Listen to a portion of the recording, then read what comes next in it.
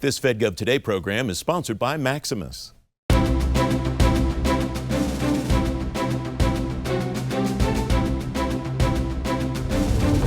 On this edition of FedGov Today with Francis Rose, a new president's management agenda is here. A tech transformation for federal healthcare systems and changing the cyber culture one person at a time. Welcome to FedGov Today in Washington, D.C., on YouTube and around the world on the American Forces Network. I'm Francis Rose.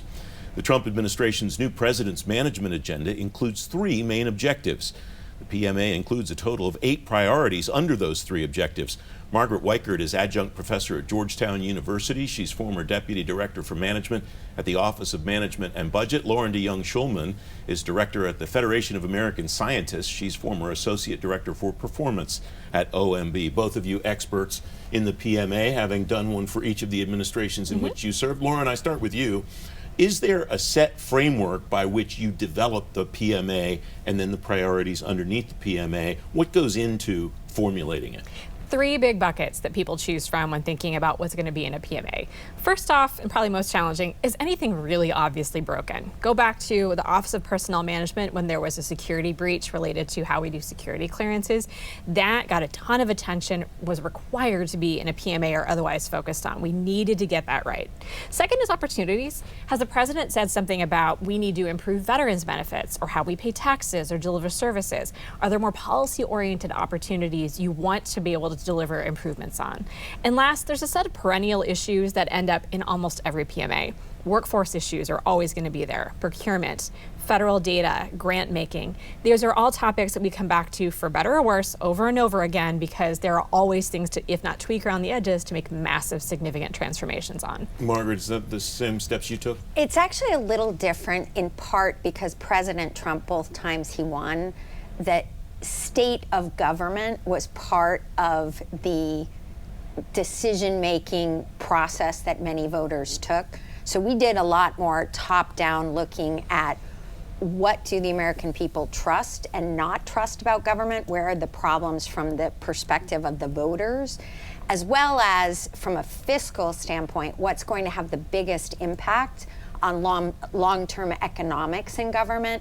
And I see some flavors of that in the current PMA. The current PMA has a lot of things that were in yours during the Trump 45 administration, yours during the Biden administration. Yep. I note the discussion about efficiently deploying the buying power of the federal government, buy American, buy as one entity, smarter, faster, cheaper shared services, fraud and waste. Those kinds of themes, as you said, Loren, permeate administration to administration to administration. Does that mean that there are levers that are already available to this administration and to the people in the agencies they task to go to work or continue to work on these issues? Absolutely. There's several issues in this PMA that have a lot of continuity from the past Biden administration, the prior Trump administration, the Obama administration, where we've continued to get better at how we develop data and metrics on these topics, the kind of personnel that we've trained, understanding does it make more sense to centralize, decentralize. Some of the topics that they've come back to and I think have a lot of opportunity are around improper payments.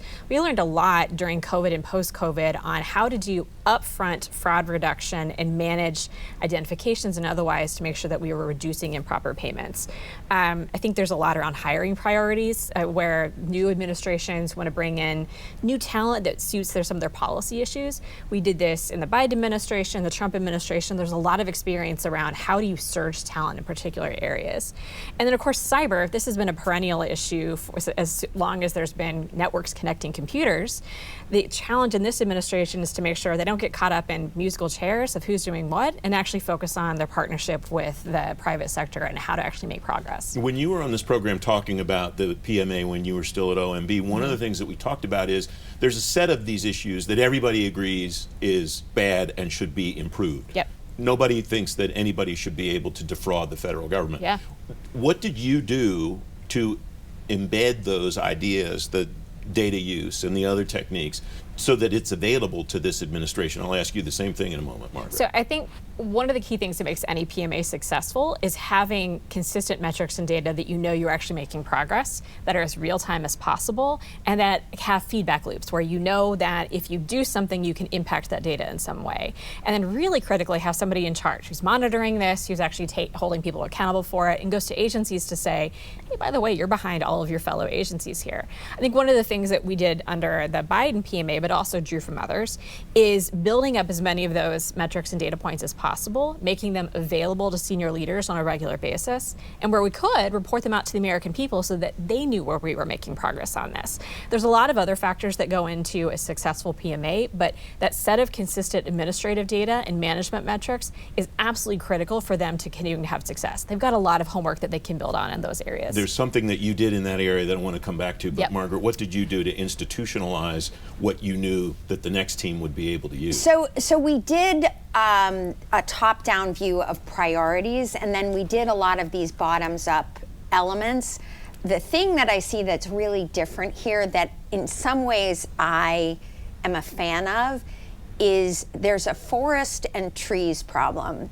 So we have so many metrics that so many players across government spend time collecting that they're not actually focusing on outcomes. They're not focusing on real change happening. And I think some of the intros here, and even what happened in the election, was a statement of, our debt is bigger than ever, our workforce is bigger than ever. There's a lot of progress that has been made, but it's a lot of singles, not even doubles. And so I think the real thing that we tried to do, and I think we put a lot of things out there that were transformational. Congress was not thrilled with some of our more transformational change recommendations to really shake things up and drive cost efficiencies and real savings. One thing I will say that we have an opportunity to do now is think about how Congress can support really making change happen. A lot of the things we measure, you can only get singles if you don't change how you appropriate for big investment projects, particularly tech projects. If you have to appropriate every year for a big tech change, tech projects don't take 1 year, they take 3 to 5 years. Mm-hmm. And so really thinking about some of that infrastructure capital for the future, I think is important. And the Technology Modernization Fund, I was sorry to see wasn't reauthorized. That was one vehicle that we had from the past that enabled us to make progress. I want to come back to the Congress idea in a moment, but what I was referring to a moment ago that you both did regarding the goals and the outcomes that come out of the PMAs, you both attached names and even photos on performance.gov. What difference did that make in hindsight to the outcomes that you got, knowing, and that person knowing that he or she was going to be judged on what the outcomes were that they got? Loren, I'll start with you. So importantly, Francis, not just names and people and staff that are associated with it, names and agencies. It's actually one of the things that I'm concerned is missing in the description of this PMA is the high level goals, but agencies are the one that make it happen. Sitting at OMB, it's fun, it's a great job, I really enjoyed it. Agencies are the ones who are going to make it possible to implement any of these. So I would love to see a world where they decide to put the Deputy Secretary of Agriculture or the Deputy Secretary of Veterans Affairs in charge of some of these and get their agency's ingenuity, get pilots going, have some of the innovation power that comes from the agency's work and not just have it top down from OMB. There's a mix of ways of doing business here that I think could be successful if they bring those two factors together.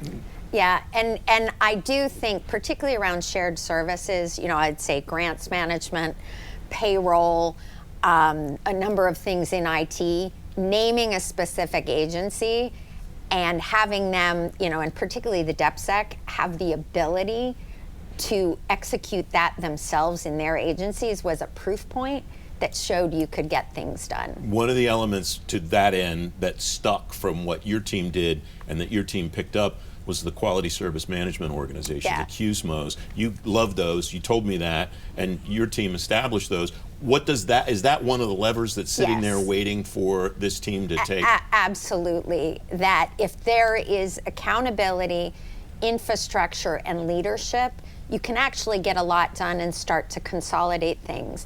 You know, many of the challenges go back to Congress.